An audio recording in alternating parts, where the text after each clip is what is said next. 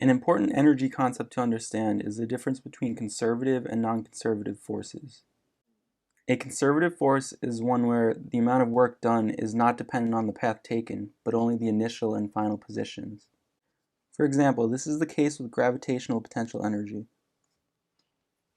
It takes the same amount of work to move an object up an incline so that its vertical displacement is 5 meters, as it does to just move that object vertically up 5 meters. While the path taken along the incline is greater, we see that both the initial and final positions are the same.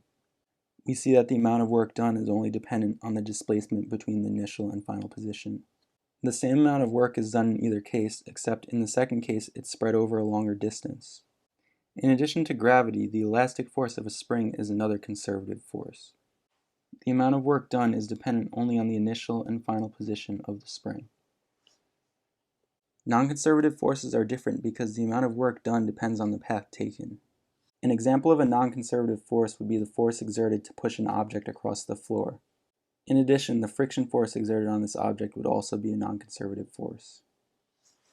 When pushing an object across a surface, it will always require less work to move that object in a straight path.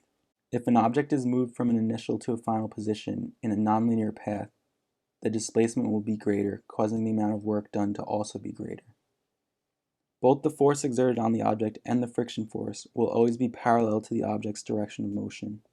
Using what we now know, we can say that the net work done on an object is equal to the sum of the conservative and non-conservative forces. We also know that the net work done on an object can be expressed as the change in its kinetic energy. Combining these two equations and rearranging, we find that the non-conservative work done on an object is equal to its change in kinetic energy minus the conservative work. Since the work done on an object by a conservative force can be written as the negative change in potential energy, we can combine these two equations to see that the work done by a non-conservative force is equal to the change in kinetic energy plus the change in potential energy. The way you should use this formula is to first determine if there are any non-conservative forces present in a problem. If this is the case, you can just fill in what you know and solve for the missing term. If there are no non-conservative forces present, we can say that 0 is equal to the change in kinetic energy plus the change in potential energy. This is a formula that I've discussed in a previous video, and we know that any increase in kinetic energy will need to come from a decrease in potential energy.